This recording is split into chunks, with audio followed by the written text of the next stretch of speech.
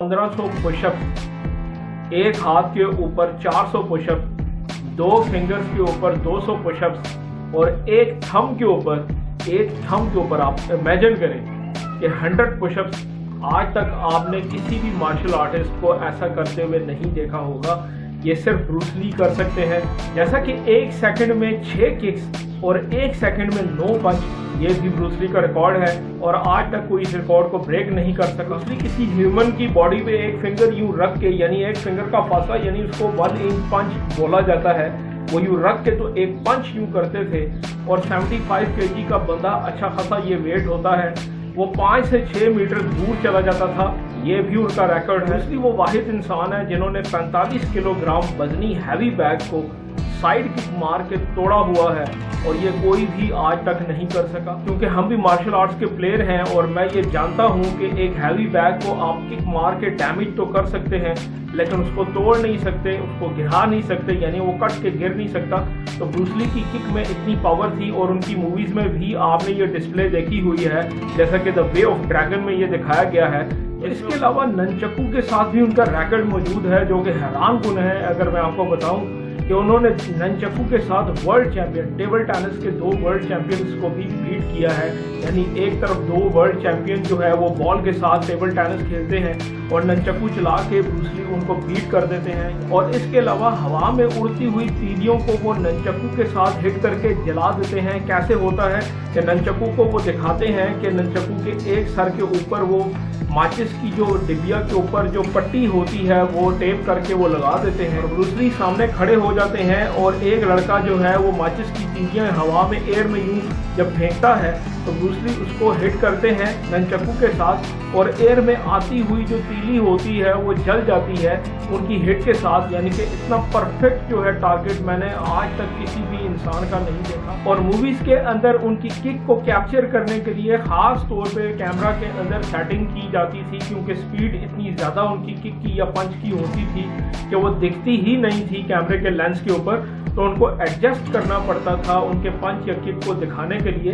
तो ये तो थे ब्रूस ली के कुछ रिकॉर्ड्स जो मैंने आपके साथ शेयर किए हैं, जिनको आज तक कोई इंसान बीट नहीं कर सका। तो अब सोचने की बात ये है कि क्या कोई इंसान अपनी लिमिट्स से इतना आगे जा सकता है, यानी कि अपनी लिमिट्स को क्रॉस कर सकता है। तो यही एक्सपेरिमेंट ब्रूस ली करते रहते थे। वो ये टेस्ट करते रहते थे, एक्सपेरिमेंट करते रहते थे कि एक इंसान की बॉडी जो है वो किस हद तक जा सकती है। तो वो अपनी लिमिट्स को सरपास करने में कामयाब हुए। उन्होंने कुछ ऐसी चीजें कर दी जो आज तक कोई नहीं कर सका। उसका जो पंच था, उसकी जो पावर थी, वो मोहम्मद अली बॉक्सर के पंच के जितनी थी। यानी कि जितना पंच की पावर मोहम्मद अली बॉक्सर की थी उतनी ही ब्रूस ली की थी।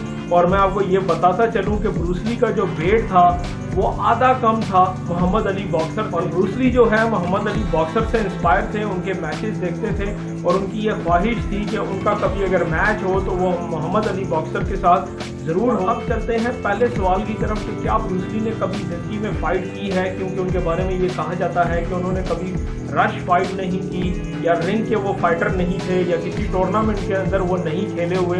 तो इसका जवाब ये है कि ब्रूस ली ने बिल्कुल फाइट की है। और ये हमें बताते हैं जिम कैली, जिन्होंने एंटर द ड्रैगन में ब्रूस ली के साथ काम किया है। वो अपने एक इंटरव्यू में बताते हैं कि ब्रूस ली ने फाइट की है, लेकिन उन्होंने इसका तस्करा कहीं नहीं किया। और जिनके साथ उन्होंने फाइट की है उन्होंने भी ये माना है कि ब्रूस ली के साथ आप नहीं लड़ सकते। जिम कैली ये कहते हैं कि कोई भी साइज का इंसान, चाहे उसकी जितनी भी हाइट हो, चाहे उसका जितना भी वेट हो, वो ब्रूस ली के सामने नहीं टिक सकता। और इनमें से एक नाम शाओलिन मंक्स मास्टर का भी आता है, जिनका नाम है वोंग जैकमैन, जिनके ऊपर एक फिल्म भी बनी ऑफ द ड्रैगन। उसमें ये स्टोरी को थोड़ा सा एक्सप्लेन किया गया है, लेकिन इस फाइट को बिना किसी नतीजे के ख़त्म करते हुए दिखाया गया है कि ब्रूस ली की बुक को अगर आप पढ़ेंगे या फिर उनकी वाइफ ने जो इस फाइट के बारे में बताया है, इस फाइट में वोंग जैकमैन के पीछे भागते रहे मारने के लिए और वो आगे आगे भागते रहे। यानी कि इस तरह की कुछ कंडीशन थी फाइट की।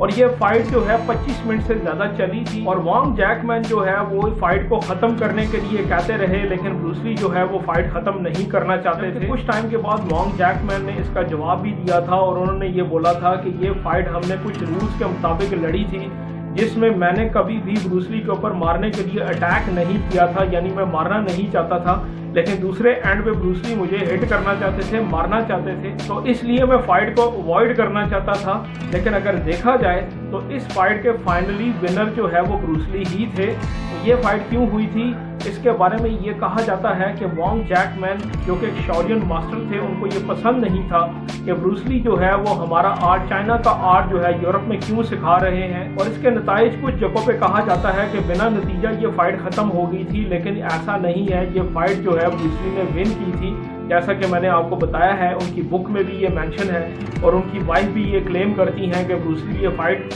जीत चुके थे। आपके माइंड में ये जो सवाल उठता रहता है कि क्या फाइटर भी थे ब्रूस ली, तो वो बिल्कुल फाइटर थे। मेरी ओपिनियन यहाँ पे ये है कि अगर एक मार्शल आर्टिस्ट वो अपनी लिमिट्स को क्रॉस कर जाता है और उस दिन रात वो बंदा मेहनत करता है अपने ऊपर, अपने आर्ट के ऊपर मेहनत करता है, उसके रिफ्लेक्सेस इतने फास्ट हो जाते हैं, उसकी स्पीड इतनी ज़्यादा हो जाती है, उसकी स्ट्रेंथ इतनी ज़्यादा हो जाती है, एक नॉर्मल ह्यूमन से वो आगे निकल जाता है, तो कोई फिर आम फाइटर उसको बीट नहीं कर सकता। तो ये 100% बात है कि उनकी अगर कोई फाइट हमें देखने को मिलती, मंजर आम पे आती, तो वो फाइट 100% ब्रूस ली ने विन करनी थी। मैं आपको बताऊं कि ये कोई नामुमकिन बात नहीं है। यही स्ट्रेंथ, यही पावर, यही स्टेमिना आप भी हासिल कर सकते हैं। सिर्फ आपके अंदर वो जुनून होना चाहिए, वो जज्बा होना चाहिए जो ब्रूस ली के अंदर था। उनकी ये चाहत थी कि वो दुनिया के ऐसे इंसान बने जो कि ज़्यादा ताकतवर, ज़्यादा स्पीड और ज़्यादा अपने आप को प्रूव करें। तो उन्होंने किया है और वो ये डिज़र्व करते हैं कि रहती दुनिया तक उनका नाम लिया जाएगा। तो मुझे उम्मीद है आज की ये इन्फॉर्मेटिव वीडियो आपको अच्छी लगेगी। चैनल को जरूर सब्सक्राइब करें, बेल आइकन के बटन को दबाएं। आपका बिल तो नहीं आएगा लेकिन एक नोटिफिकेशन ज़रूर आएगा इस तरह की इन्फॉर्मेटिव वीडियोज़ के लिए।